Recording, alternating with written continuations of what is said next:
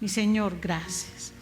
Gracias, Padre, por este ciclo de predicaciones, Señor, donde vamos a mirar diferentes géneros utilizados para que tu palabra llegue a cada uno de nosotros. También, Señor, la manera como las diferentes figuras del lenguaje enriquecen las enseñanzas y nos permiten, Señor, de una manera muy especial conocer tu carácter, tu pensamiento a través de diferentes ilustraciones y figuras, Señor. Padre, bendícenos. Bendice, Señor, estos mensajes y que podamos en cada uno de ellos, Señor, salir fortalecidos. No porque vamos añadiendo conocimiento intelectual, sino porque vamos mirando más aspectos de tus enseñanzas. Te damos gracias, Señor, en el nombre poderoso de Cristo Jesús. Amén. Mis amados, sabemos que la Biblia es la palabra de Dios, inspirada por el Espíritu Santo, pero fue escrita por hombres. Nunca el Espíritu Santo dejó a los hombres que escribieran a su manera, sino que los inspiró de forma especial. Y la finalidad de la palabra de Dios es que conozcamos a Dios y que ese conocimiento de Él nos lleve a tener una comunión con Él. Lo hemos dicho en estas últimas semanas, que no se trata de conocer cosas acerca de Dios, sino llegar a conocer a Dios. Es para lograr este propósito que Dios mismo ha permitido variedad de géneros literarios, gran variedad. Por eso en las Escrituras encontramos historias, poemas, proverbios, profecías, leyes y preceptos, escritos en forma diferente, escritos en géneros literarios diferentes, y así va llegando a cada persona. Pero también hay figuras del lenguaje, y son figuras que transmiten de forma muy clara un mensaje de Dios. Entonces, esas figuras del lenguaje se convierten en herramientas muy poderosas para que cosas que de pronto podrían en algún momento parecer oscuras, extrañas, se vuelvan muy entendibles y de muy fácil recordación para cada uno de nosotros. ¿De qué figuras del lenguaje hablamos? Hablamos de símbolos, metáforas, alegorías, parábolas, imágenes poéticas, hipérboles, símiles y fábulas. Hoy vamos a iniciar con una fábula profética que está contenida en el capítulo 9 del libro de los Jueces. Entonces ahí vamos a poder ver cómo esta fábula que se convierte en profética le va a dar un gran marco a toda esta enseñanza. Recordemos que el libro de Jueces narra el tiempo desde el momento en que muere Josué hasta el momento en que Saúl es elegido como rey.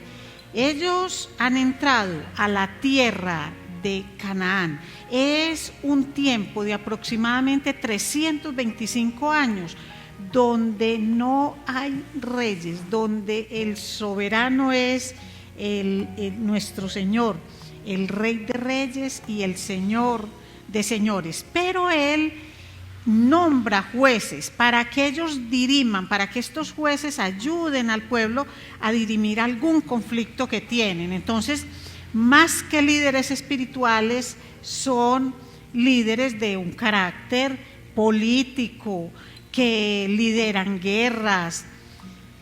Hay una característica del libro de Jueces, y ustedes lo van a leer en varias ocasiones, y es que cada quien hacía como bien le parecía, y ellos, a medida que uno va leyendo, ellos entran en una espiral que empieza pequeña pero va creciendo, y era una espiral creciente de continuo al mal, hasta que el pueblo se estrella por completo.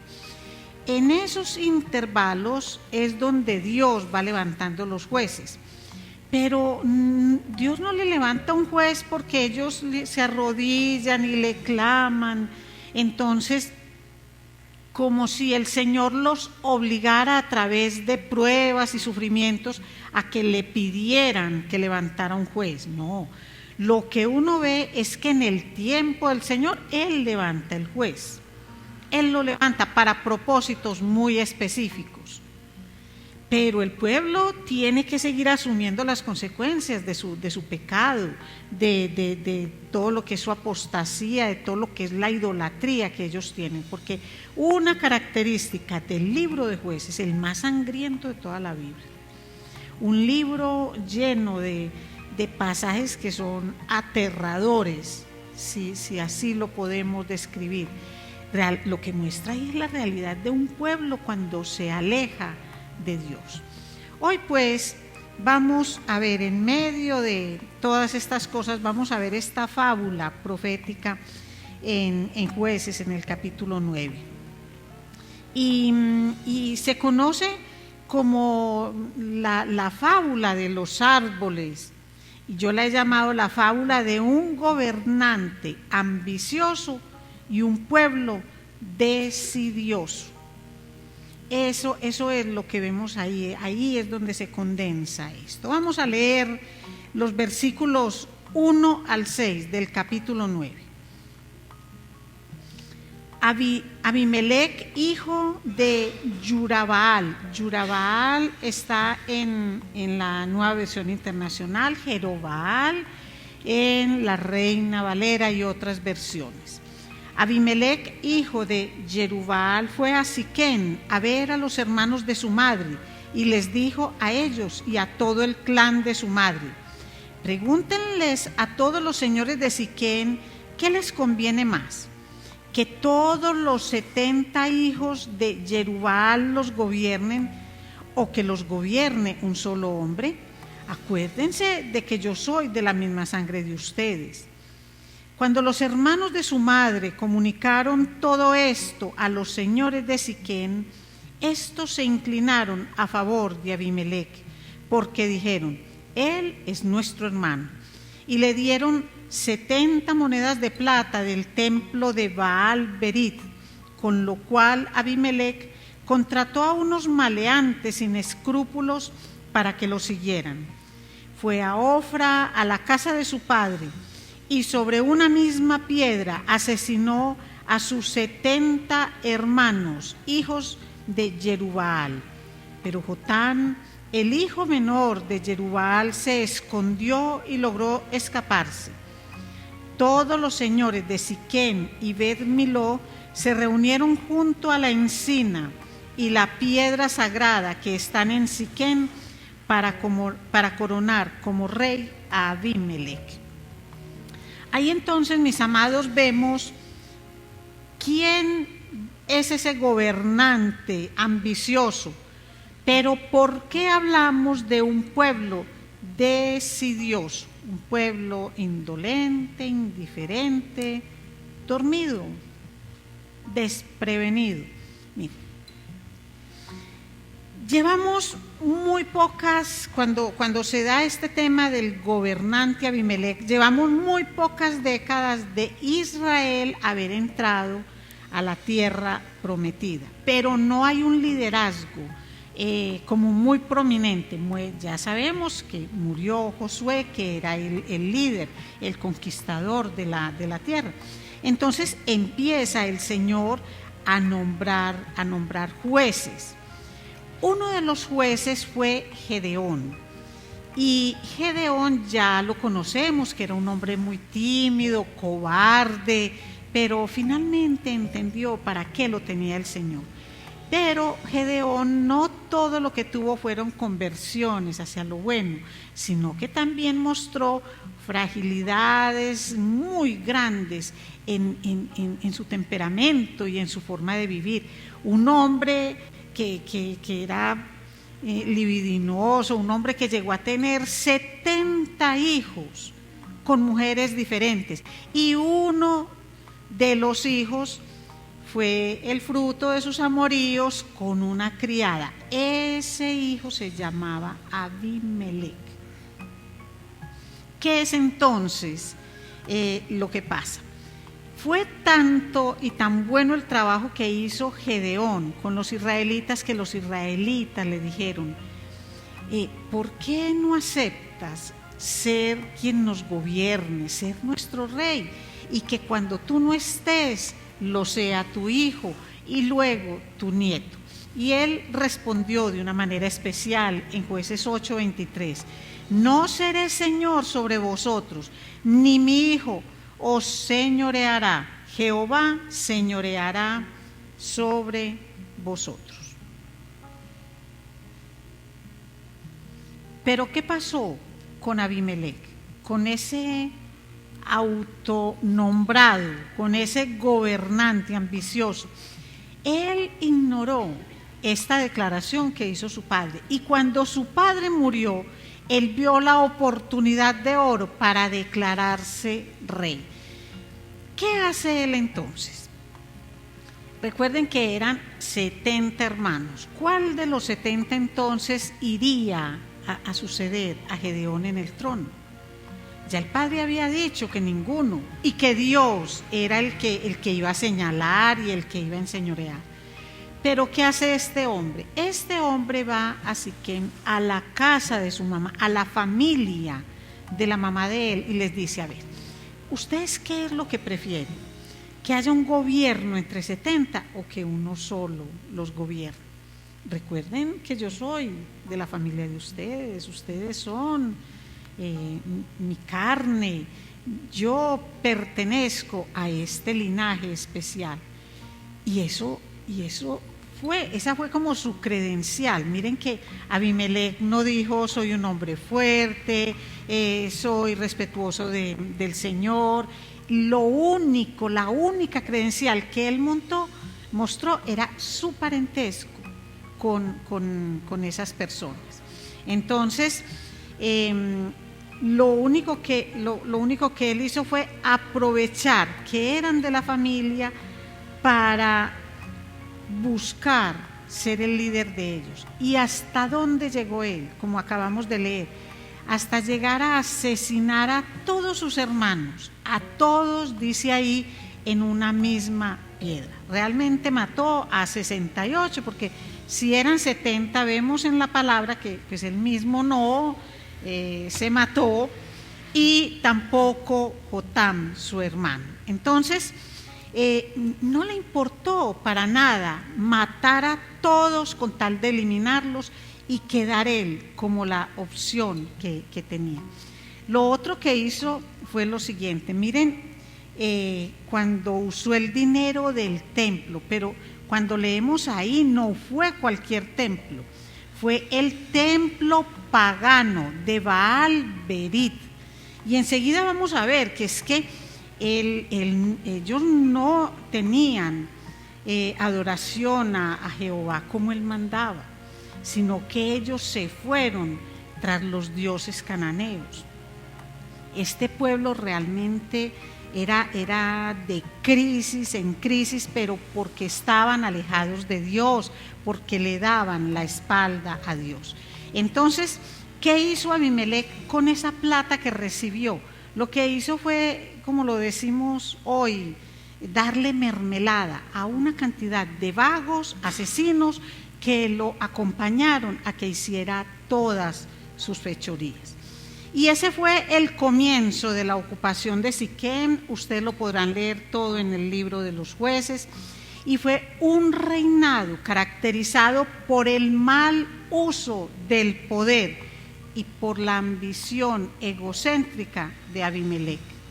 Ahora no empiecen a pensar mucho en nuestra realidad. Por un ratico quedémonos en la realidad de este pueblo, para que luego la traigamos a nosotros. Pero es que miren, ¿por qué yo hablo de un pueblo desidioso? Porque es un pueblo abandonado, descuidado, apático e indolente.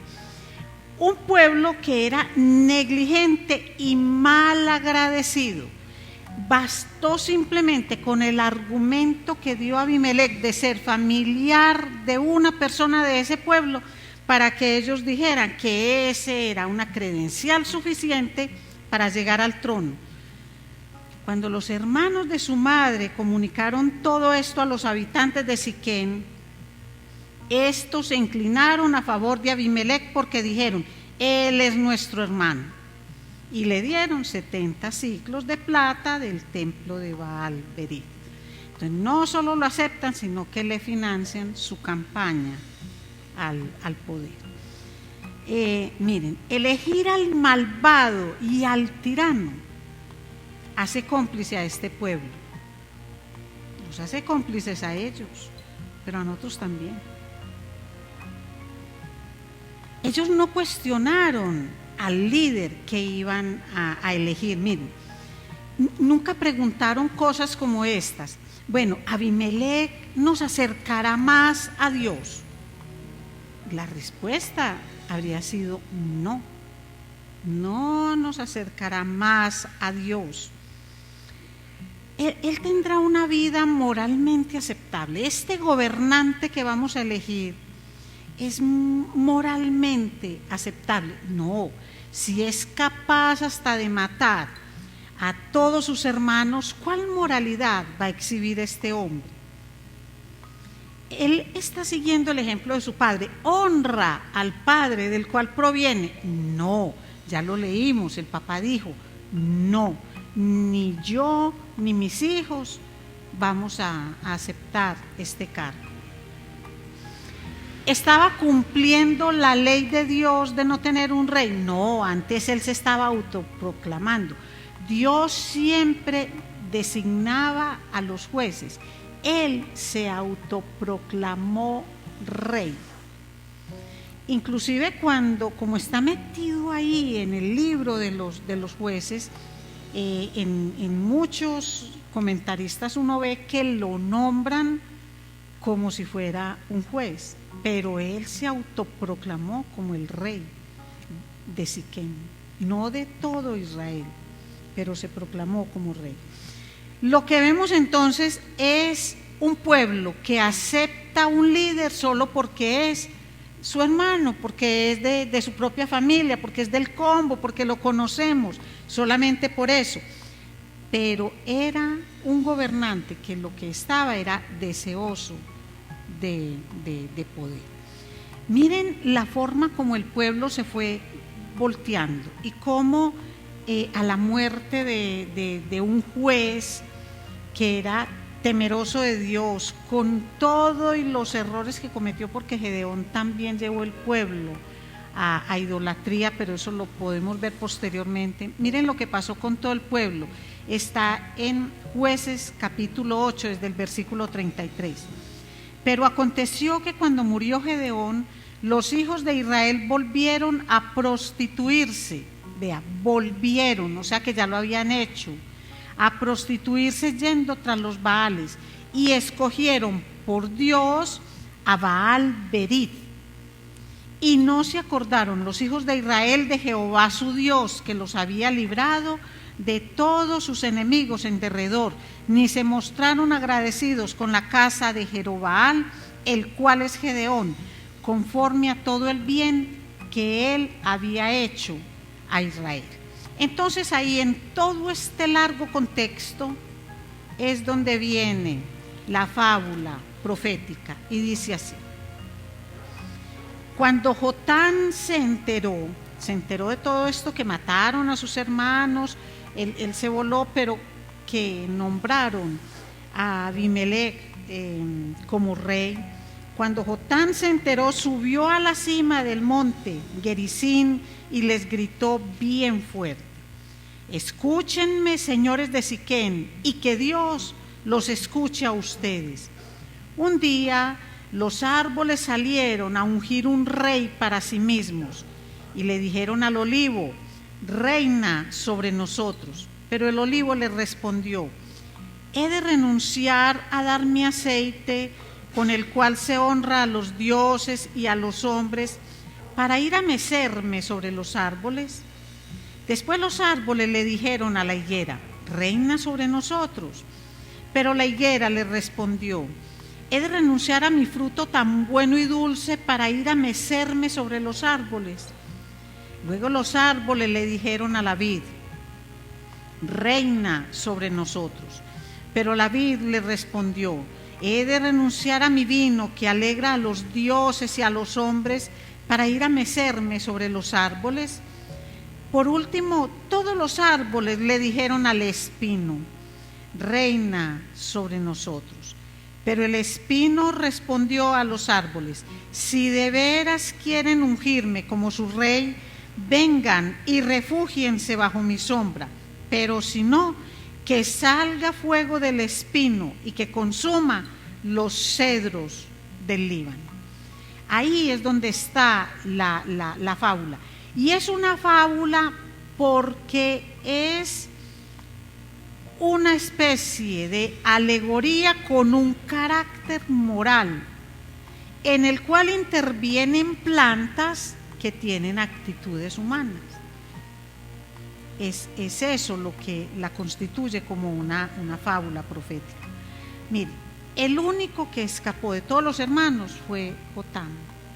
Y escapó no por la misericordia de Abimelech, sino porque él se escondió. Entonces miremos esto. Cuando entramos a la fábula como tal, vemos que hay árboles dignos de reinar, porque tienen una esencia propia, porque es propio de cada uno de ellos servir en algo que es específico, en algo que es útil, en algo que es valorado y atractivo: el olivo, la higuera y la vid. Árboles nobles, árboles útiles, pero cada uno está ocupado en sus propios asuntos y difícilmente van a dejar de cumplir con ese propósito que les fue asignado para buscar que los aplaudan, porque se van a gobernar a todo el bosque. Entonces difícilmente lo hacen. En cambio, la zarza o el espino es un arbusto de muy corta vida. Entre otras cosas, cuando hay calor, una de las características de la zarza o el espino es que ellos tienen como una autocombustión. El mucho calor hace que cualquier cosita, cualquier choque con ella prenda fuego. Entonces, realmente es una planta que crece en lugares desérticos y no sirve para nada.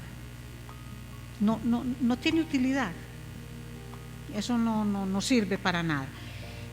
Lo que uno ve es que la zarza no tenía una esencia como los otros árboles y no tenía nada que perder, pero cuidado, tampoco tenía nada que ofrecer.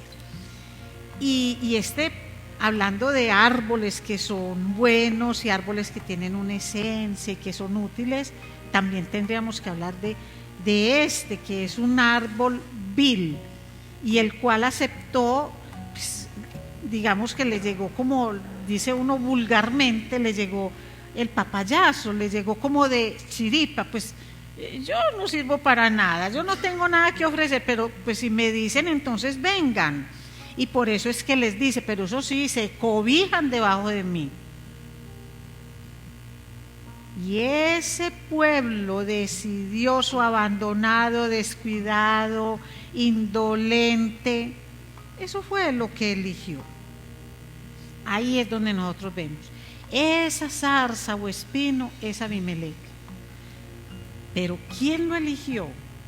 Todo el bosque, cuando empezó a ofrecerle a otros, ese es ese pueblo. Ahora miremos la aplicación de esa fábula y la vamos a ver de los versículos 16 al 20. Ahora bien, han actuado ustedes, aquí el que habla es Jotam, él es el que da la fábula y es quien les está hablando. Ahora bien, han actuado ustedes con honradez y buena fe al coronar rey a Abimelech. han sido justos con Jerubbaal y su familia y lo han tratado como se merecía. Mi padre luchó por ustedes y arriesgando su vida los libró del poder de los madianitas. Pero hoy ustedes se han rebelado contra la familia de mi padre. Han matado a sus 70 hijos sobre una misma piedra y han hecho de Abimelec, hijo de su esclava, el rey de los señores de Siquem, solo porque él es pariente de ustedes. Si hoy han actuado con honradez y buena fe hacia Jerubbaal y su familia, que sean felices con Abimelec y que también lo sea él con ustedes.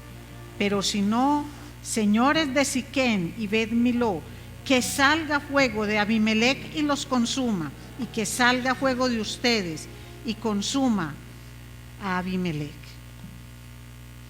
Entonces, miren la manera cómo se enfrentan las grandes acciones de Gedeón con lo que este pueblo malagradecido, que no le importa nada, elige a un gobernante que a todas luces lo único que está mostrando es su ambición y su egocentrismo. Pero el pueblo lo eligió.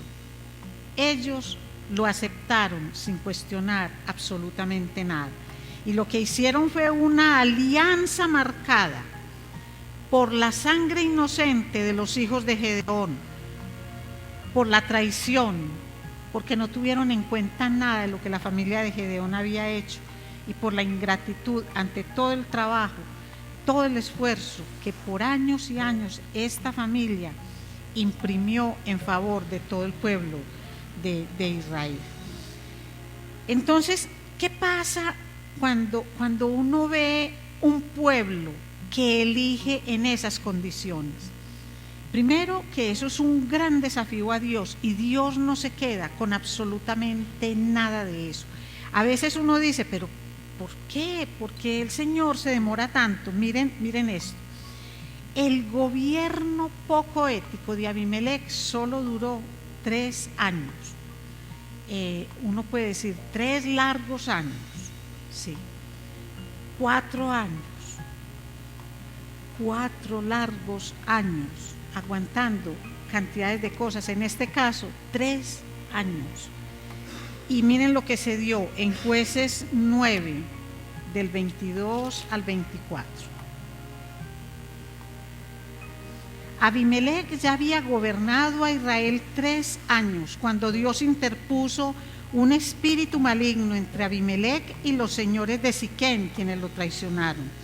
Esto sucedió a fin de que la violencia contra los 70 hijos de Jerubbaal y el derramamiento de su sangre recayera sobre su hermano Abimelec, que los había matado, y sobre los señores de Siquem, que habían sido sus cómplices en ese crimen. Uno dice, pero ¿por qué los señores de Siquem? Porque es que ellos fueron los que inclusive no solo lo aceptaron sin cuestionar, sino que le financiaron su campaña asesina. Lo financiaron, entonces para todos era el dolor, el sufrimiento, y llegó la discordia con aquellos que lo apoyaron inicialmente. Uno mira esto, mis amados. Hay cosas de Dios que nosotros debemos entender, y es que cuando Dios habla de la retribución, Él no está jugando con eso. Y lo que uno siembra, eso es lo que uno cosecha. Lo dice Gálatas 6:7. Lo que el hombre sembrara, eso también cosechará. Siembra vientos y cosecharás tempestades, también nos dice el Señor en su palabra. Mire cómo termina la historia de Abimelec en los versículos 52 al 57.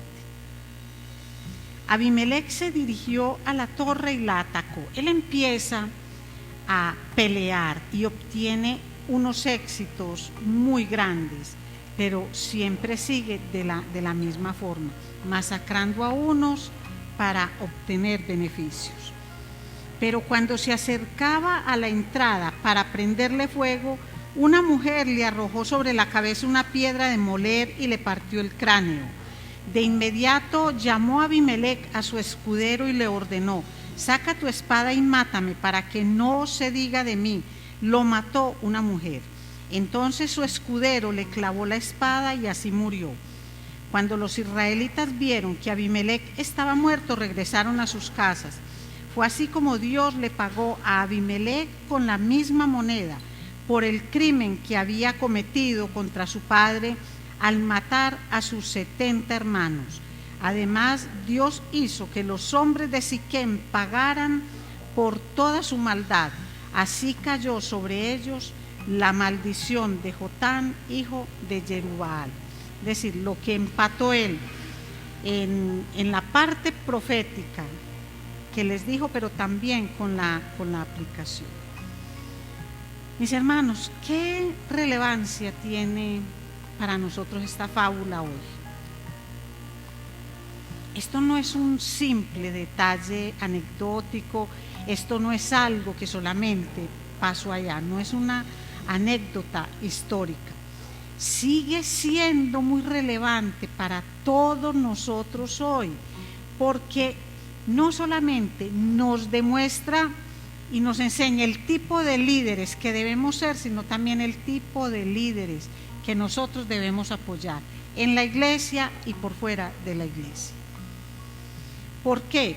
Porque sabemos que hay gente que lo único que busca es buscar como más bien obtener logros que solamente son para su propio beneficio, por ambición, y muchas veces no es una ambición solamente por el dinero, sino para obtener las ventajas de la manipulación y del poder.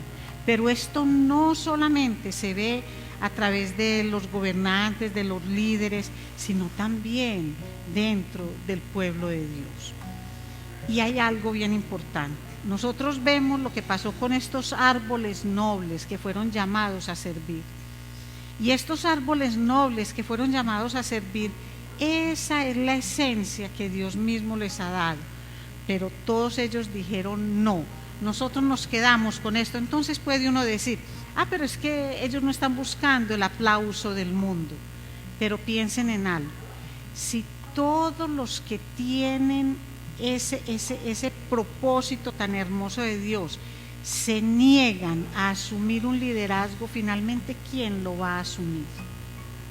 La zarza, el espino, el que no tiene ni idea ni tiene condiciones. Entonces nosotros no podemos quedarnos tan callados. Nosotros cuando vemos que se requiere algo en la casa del Señor, en su obra, no debemos simplemente decir, no, es que yo estoy haciendo esto y a mí no me interesa ni que nadie me vea, ni que nadie note lo que yo estoy haciendo. Es que no es por eso, es porque no nos podemos quedar callados cuando el liderazgo es asumido por personas que no cumplen con las características, que no son llamados por Dios para este tipo de trabajos.